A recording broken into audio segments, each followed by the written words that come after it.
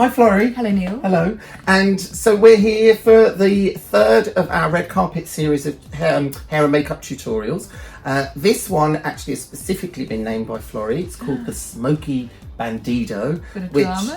Which I'd love to be a Smokey Bandido. But anyway, never mind. Yeah. That's another time. Another video. Yes. Oh yeah, good. But let's talk, Florrie, about how we've created this look and also what we have to deal with working with an actress for the red carpet, like what our scenario is. Yes. Well, I think we our background is generally studio, so going to red carpet, we were in hotels which were doing different elements. It's different hotels, even if it's the same hotel, it'd be a different room. Yeah. So there's different elements that we have to compensate or work with, such as lighting, moving furniture around.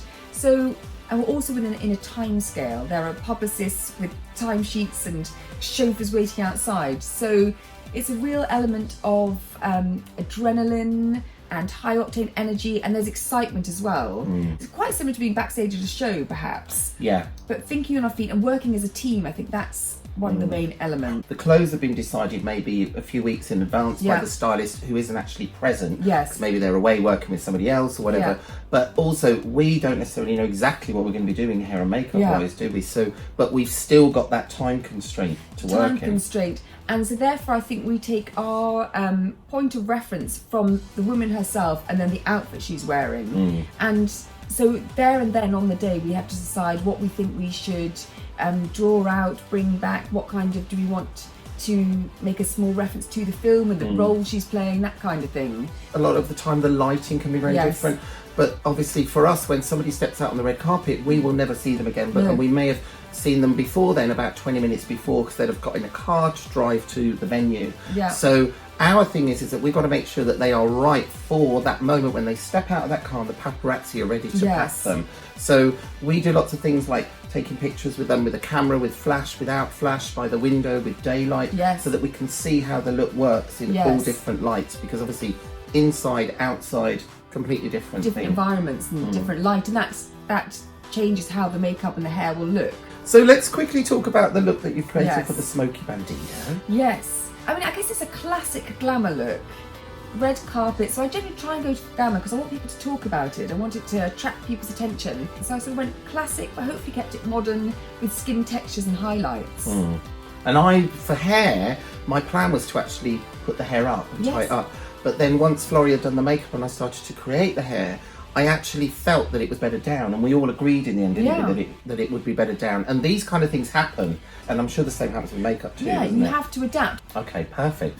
Let's go then and see how we created the Smokey Bandido. Adios. Always start with cleansed and prepped skin, by which I mean plumped up with moisturiser. At work I generally choose an effective, non-reactive face cream like Augusta Spader. Creating a smooth base aids makeup application and helps it last longer. Whilst I prep the skin, I feel out the subject's bone structure under my fingers, which helps determine the look.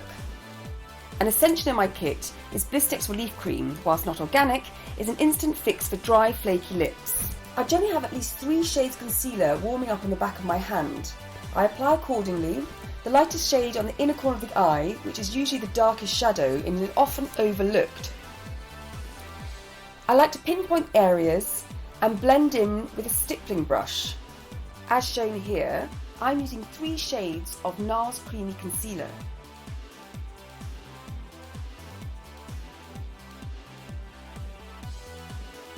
Then melt any excess product into the skin with my ring finger, which is a lighter touch on the delicate skin around the eyes. I love skin and don't want to mask its texture, so I apply foundation only where it's needed most, the T-zone around the nose, chin and forehead, then blend outwards, so the concentration of the product is where required, and lighter where the skin is in less need of coverage.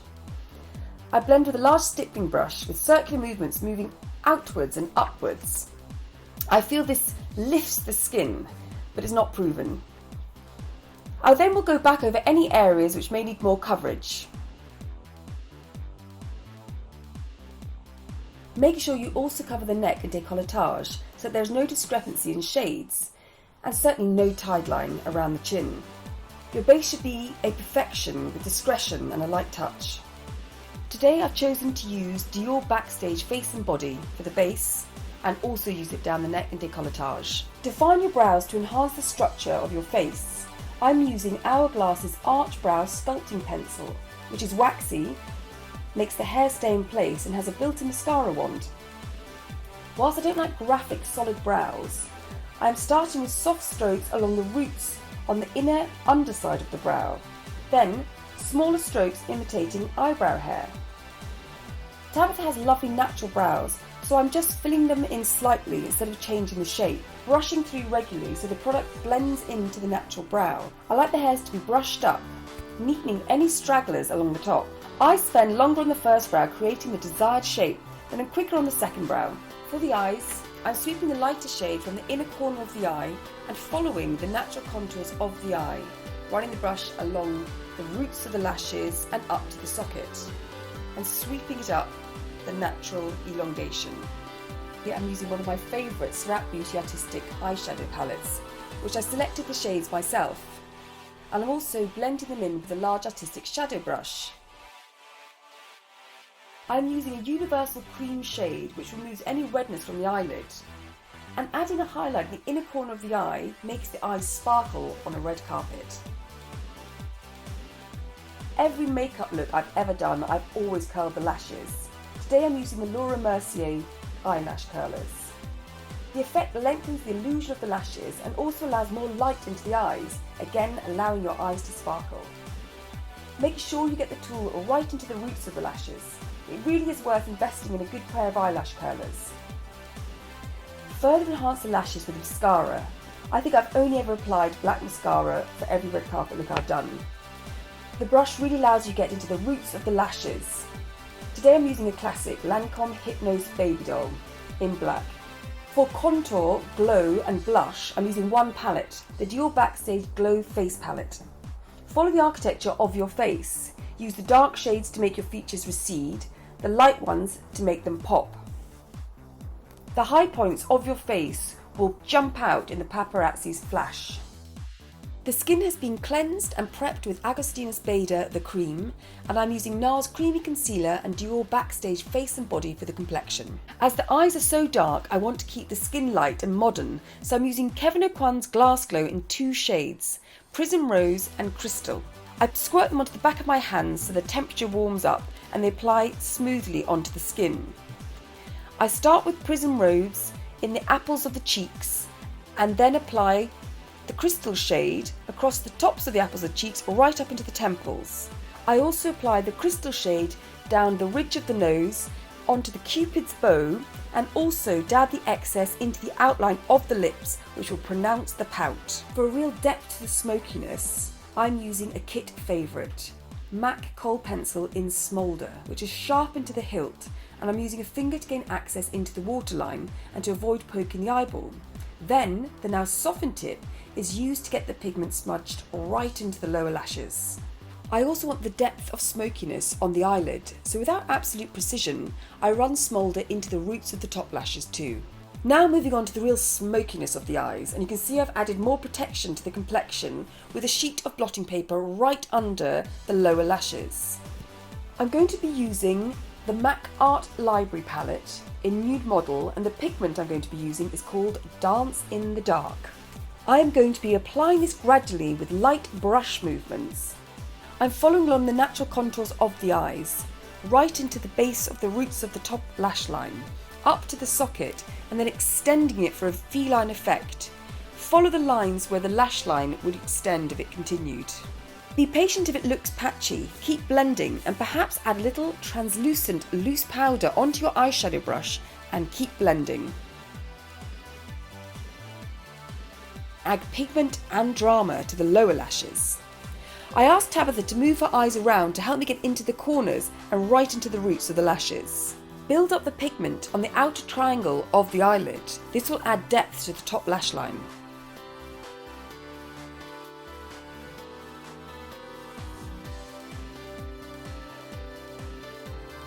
It is good to use a mirror to make sure the eyes match.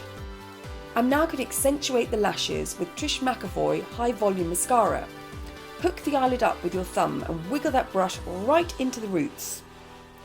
Yet again I'm wearing my trusty compact puff on my ring finger, so my body temperature doesn't melt away the base as I work. I have chosen a nude lip to let the eyes take centre stage with this look, whilst balancing the elements of the bronze and the glow on the cheeks. I'm using Laura Mercier Rouge Essential in Coral Clair and applying it with a concealer brush for precision. Sometimes in between finishing makeup and starting the hair, there's a few minutes to have a bit of fun. Don't even have to try. Come on in. Come on in. Hey. The baddest bitch you down. It ain't my fault that I'm out here Being loose, I'ma blame it on the boots, gotta blame it on the juice now. With time not on our side, let's get back to doing the hair. With this look, we've decided to create gorgeous soft waves into the hair, which I'm going to tie up after Tabitha is dressed. If starting from towel dried hair, put your hair into a centre parting and blow dry with some root lift and volume, making sure to blow dry the front sections forward so it frames the face more. Now I section the hair off and starting in the nape, spray each section with a heat protection spray, then using a large curling iron, and here I'm using the Babyliss Pro Titanium Expression curling tong size 38. Take largest sections and wrap the hair around the barrel of the tong, leaving for a few seconds in the hair to create a soft wave. If your hair is very straight, remember to bevel the ends of each section with the tong to make sure it doesn't look too straight when it's brushed out. Once all the hair is waved, take a bristled vent brush. Here I'm using the Macadamia Tunnel Vent Brush with ball bristles, and starting in the nape of the neck, lightly brush the hair through, working your way up to the front. I was planning to tie Tabitha's hair up, but on testing it, as you can see here, I've decided it would be better suited for the total look if her hair was down. This shows you how with any red carpet look, things can change as the look comes together in front of your eyes. For final touches, I'm adding some Sam McKnight texture spray to help give me extra volume and a slightly matte texture. Whereas I'm controlling the glow where I want it to be, with a dusting of Laura Mercier translucent powder and a final application of lippy.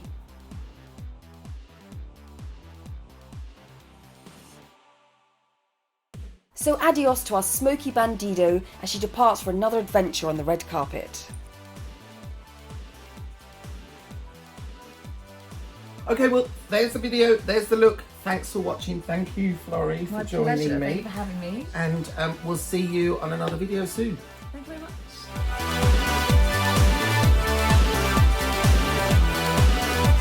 If you like this video and want to see more, then you can subscribe to my YouTube channel, which is here.